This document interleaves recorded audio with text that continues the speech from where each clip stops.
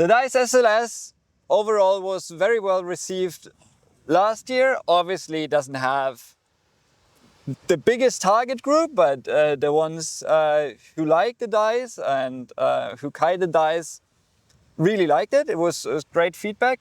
So I focused on some smaller details for this season.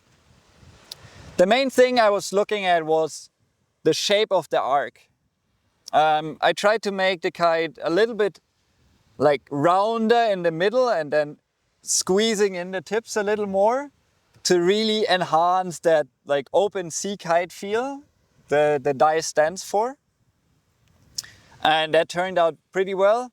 And the second thing I was looking at was canopy tension really at the end of the tip where the back lines enter into the kite. There's always kind of an area where it's hard to like bring the steering edge impulse straight into the trailing edge.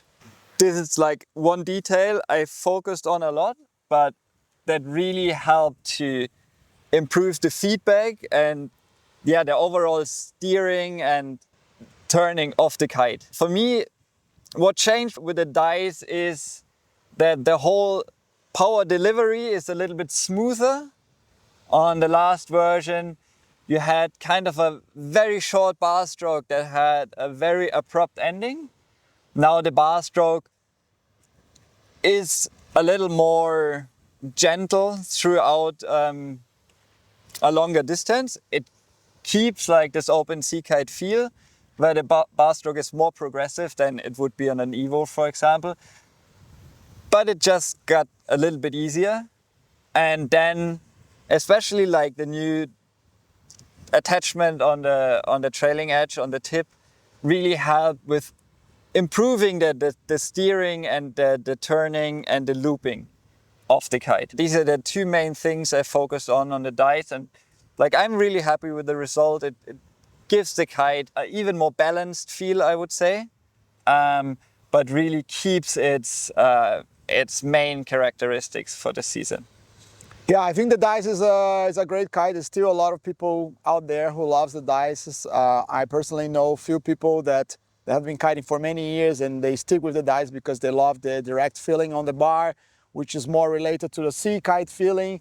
And especially this year, the dice, for everybody who likes a very powerful kite, who has a lot of tension in the front line, that you feel, you know, the power all the time in the kite. This is a great kite.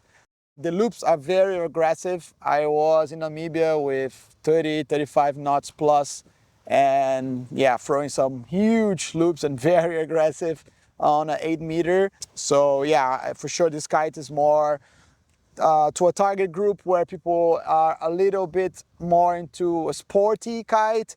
The kite has a harder feedback on the bar, which gives you a lot of feeling where the kite is, how the kite's moving, because the kite's very direct. So straight away when you pull the kite, it's moving. Yeah, people who are into handle passes and doing very extreme kite loops, I think is a niche of people who are into these specific features, but when you love it, you really love it.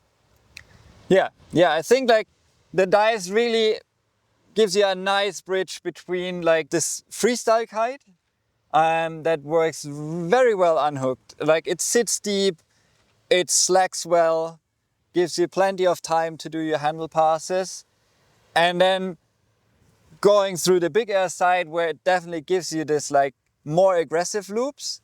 I kind of like that because like on an Evo, for example, the loops are so fast and almost so easy that if you don't add like a boogie loop or a board off or stuff like that, it's too boring. It's almost getting a little bit boring. Like, and for someone like me who can only do like one loop, the dice is kind of nice because this really gives me this yank and this adrenaline.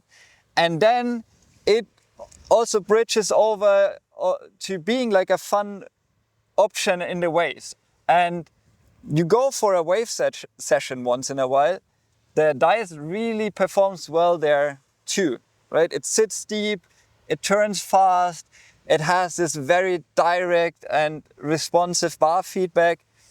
So for anyone who want to kind of bridge from a freestyle kite over aggressive kite loops to an occasional wave session once in a while, the Dice is really the kite suiting like this kind of like rider profile, I would say.